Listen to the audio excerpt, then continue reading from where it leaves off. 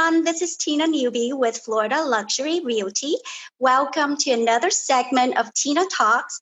And today I have this wonderful lady who's going to come in and talk to us about how you can kind of keep yourself and your family at a certain financial health to kind of pass through this COVID-19. Let's welcome Carol Ringwald from Primerica. Thank you so much for joining us, Carol. How are you? I'm doing great, and thank you so much for having me today. Oh, it's such a pleasure. How are you handling everything in this time? Well, there can be a lot of uncertainty around this pandemic, and I too, I think we all struggle with financial concerns. It isn't just restricted to your audience. I mean, we all have to look at where we stand. Day to day, we see the stock market being up and down, and now we're staying at home. You're homeschooling your children, and so it can be a little bit of uncertainty for people, even for me. Well, I want to kind of give you a little time to kind of introduce yourself, tell everyone about your background and what you're doing. Sure. I'm a registered representative with Primerica, and Primerica's main focus and my main focus is to help Main Street America. Families get income protection, investing for the future, and most importantly, helping with budgeting and getting out of debt. I do a lot of educating. That's our primary focus, is to give good financial principles that aren't necessarily taught in school. I have over 40 years of work experience in the financial services industry. I've spoken to the certified public accountants. I've talked to the comptroller of the currency. I've authored a book, and I've had a lot of experience in working with folks. So I've seen a lot. I've seen a lot of situations, but quite honestly, there's not quite much like this. Right. On what we're doing today. This is a once in a generation or once in a lifetime scenario. Yes, for sure. And I feel like all of us feel kind of lost and not really know what to do because we have never planned for this, right? It's not like something in our plan that's like this 2020 COVID-19. So it's really hard for everyone. Yeah, I agree with you. But there really are still a lot of aspects of, you really still do have control over your personal finances. And I like to tell people, don't let fear dictate your decision making. If we panic, then we can tend to make us think and act irrationally, which can lead to poor financial decisions, can lead to poor health decisions. And so from the financial standpoint, this actually is an opportunity that a lot of times we don't make time for, but that's to actually, now we can sit down and review our family budget and our financial reserves and take a look at that. Well, speaking of family budget, a lot of us, are feeling this, how, before it was two incomes and they are able to kind of manage and have a plan for their family financial planning. So now a lot of people unexpectedly are now going from two income to one income. What are your suggestions to help those families to kind of keep their financial health and at least, decent, good health for their financial planning? What are the things that you would recommend them do? Well, one thing, especially for those, if you have been laid off from your job, which as of this yesterday, we now have about 22 million people that have been laid off. So the first thing you want to know is you're not alone here. There are a lot of folks that are going through this. and you want to use the resources that are out there and available. Filing for unemployment. If you're having difficulty getting in, keep at it. Just keep at it. One time that is a good time for you to do that would be to actually try to do it later at night, not necessarily during the day. And then we know now that the stimulus checks are starting to come. And so we want to try, one of the things that we recommend to folks is to have a 3 to 6 month of a reserve. We recognize that that stimulus payment is going to have to go to some expenses, and we'll talk about that a little bit further here. But you also want to make sure that you pay yourself first. So if you do have an income coming in and you've got some of that stimulus payment that you can do, you want to take at least $50 to $100 a month and just set it aside to start getting that reserve built up, because we don't know how long this is going to last. So we still are constantly wanting to at least have that reserve. Okay. So, for a lot of families, they are now have to homeschool their kids. Is there options where maybe the government or somewhere where they can help with food? Because food can be expensive. Before the kids go to school, they have their lunch, their breakfast at school, and now the parent kind of have to figure all that out. Is there a way or anywhere that you can recommend parent should go to kind of help relieve that a little bit of an expense? Sure. There's a website called needhelppayingbills.com. And this is a really cool website. It lists all the 50 states, and it will give you advice in there about assistance that's available with paying your bills, your rent, your mortgages, and also food assistance. Florida residents have the availability to get free or low-cost food, groceries, meals, perishable items from pantries and food banks that are located here in the Tampa Bay area and across the state, and certainly other states have those services as well. And you want to take advantage of everything that you can, because anything that you can get for free leaves that much more money in your pocket for your more fixed expenses that you're going to have on it, that you typically have on an ongoing basis. Well, speaking of expenses, obviously we have all kind of expenses, and I think a lot of people, including myself, sometimes we have to prioritize, right? What we can pay first, what we can pay last, what we can keep off until we have more money. What do you think, or what would you recommend families who now from 2 income down to 1 income, what do they need to pay first? Is there like a list of priorities that you recommend people following? Well, the first thing you absolutely want to look at are what we call your fixed expenses. And your mortgage or rent it's at the top of the list. It's imperative that if you have a mortgage that you pay that every month. And so if you need to use your stimulus payment to pay your mortgage, you want to do that, because your later missing mortgage payments can severely damage your credit and potentially cause foreclosure on your home. Now, on April 2nd, Governor DeSantis here in Florida passed an executive order where they are suspending any foreclosures or any evictions for a period of 45 days. So that takes us to about the middle of May.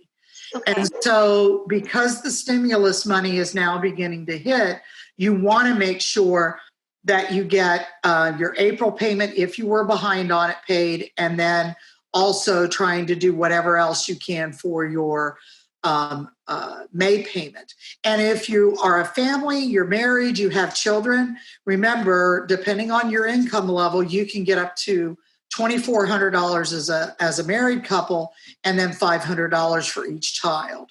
So you want to use that wisely. So mortgage is important. and then paying your rent. And there are instances where if you feel that you're having difficulty, contact your mortgage lender and they can work with you. They can work with your payments. Can they lower the payments? Can you defer some of them? Whatever works best in your favor. Always be careful, though, to make sure, though, that it's going to be in your best interest on however you can do those monthly payments. The same thing's true with your rent. Contact your landlord. Discuss any hardship you have with them, because many of these landlords are willing to work with you to adjust the payments. They understand it. So you want to make sure that, again, the top two items, or the top item is your rent or your mortgage. After that, the other fixed expenses that you have are like your utility bills, which are your electric and your water. Those have to be high on your list of expenses. Now, again, many of the utility companies are suspending electrical disconnections, and they're providing payment extensions and waiving certain late payments. But if you believe you're going to have difficulty with those utility payments, you want to, again, contact your provider as soon as you can to make arrangements with them so that your utilities aren't as suspended. A lot of times we don't, I know we're not driving as much right now, but most of us may still have car payments and we have auto insurance. One of the things you don't want to have lapse is your auto insurance. I actually received an email yesterday from my auto insurance provider, and they're going to be giving me 15% credit back because I'm not driving as much. And they're going to do that for the next 2 months. I think it's for April and May. And they'll give me a credit. Some are actually cutting checks back. Many of the auto insurance companies are doing that. But you still want to pay whatever is due. You don't want a gap in your auto insurance. You want to try to pay your life insurance. Consider that. That's your income protection. So that if one of you does get ill, you want to make sure you have that life insurance there if something drastically happened. Health insurance, making sure you're paying your health insurance. And looking at, because you may be down to one income, looking about how that has impacted you. You should still be offered, for the person who was laid off, COBRA coverage, and see what you can do with that to try to, if you need that for your health coverage. And then, of course, your tax payments. The good news is those were delayed if you do owe taxes. I would recommend that you try to get your taxes done now. That way you'll know if you're going to owe anything, because you have now until July 15th to file your taxes and to make those tax payments. Okay. Those would be the top items that I would do for your fixed. Other than those, then you get into your discretionary. So it's shelter, food, auto payments, utilities, those types of things to look at first. If mama wants a new handbag, I'm suggesting that you kind of wait on that. It would definitely be nice to have that, because you're still going to have the commercials on the television trying to sell you things, but yes, those you want to set aside. Okay. And, and obviously, like Carol said, there are companies out there who are sending out emails and let you know that they're going to give you these kind of discount. But if you don't hear them from the company that you have, now you have nothing to do but time. Give them a call. Said, I'm in this situation. What can I do? What can you do for me? Take the initiative and call them, because we are all in it together, guys. Not every single one of us across the whole world are dealing with COVID-19. So we know what everybody else is going through. So take that initiative and say, if you need help with something, make sure you call the right place, call the people who, you have the service with, and talk to them. And I'm sure that they will be more than understanding to kind of help you out. But you always want to make sure shelter, like she said, right? Shelter, food. Those are the things that it's important. So that's what you need to focus on. The rest, you may not have to worry so much, but even with shelter, I will have a mortgage lender coming on to talk to us next week, and she will be able to help you. But obviously, definitely be, be assertive. Just make those phone call, and if you need help, don't hesitate to ask for help. We're all here. We're all in it together. Carol, she's fantastic. If you have any question, if she can help you, she will. If she cannot do it herself, I guarantee you she knows somebody who can. So if you have any question, obviously reach out to Carol as well, or to me. And Right. I will put all of our information in the video so you'll be able to reach us. Right. Anything else you want to tell the audience, Yeah, Carol? I want to let everyone know that part of what I do, I mentioned that I do a lot of educating. Everybody's situation is different. No two people, no two households are the same. I provide a free financial needs analysis, and a big portion of that is helping you go through your debt and your budget and taking a look at it and trying, if you're struggling with, well, what do I need? What do I don't? You will be amazed at how much money you actually do have by going through there and getting rid of a lot of the discretionary expenses that you don't need right now. We're going to bring them back later. We're going to get through this, and there will be a point to that. But that's certainly something that I can help with. I know you're going to leave my contact information. And even if you just want to talk through something, that's what I'm here for. I have been doing this for a long time, and, giving back and helping people out. That's what I want to do in this type of scenario. Because I know that I have the experience to help you and get you through it. And if you just want an arm to cry on, that's what we're here for. Because Definitely. I don't want people to feel inhibited. Sometimes you feel like, oh my gosh, am I the only one? I guarantee you're not the only one going through this right now. And you mentioned it, Tina, this is global. And when you have a once in a lifetime scenario, we all have to help each other out right now. And that's what it's all about, is right. helping people. Love and compassion. Absolutely. Yeah. All right. Thank you so much, Carol, for joining me at Tina Talks and kind of help my audience understand their financial. And I know, guys, if you have any question for Carol, please reach out to her. She is super easy to talk to. And obviously, if you have any question, please reach out to me. And like I said, I believe that knowledge is power. So if you have any questions about any other topic and you want to have an expert on and talk to you about it, please reach out to me and let me know. And I'm going to try to get that expert out and talk to everybody and share their knowledge. Once again, thank you so much, Carol. Thank you. I love you. And hopefully we can kind of just get over this together. All right? Absolutely. And thank you so much for having me on. Please be safe. And I'm looking forward to see everyone and be able to give everyone hugs and all of that all over again. Thank you so much. Absolutely. All right, guys. Thank you so much. Talk to you guys later. Bye-bye.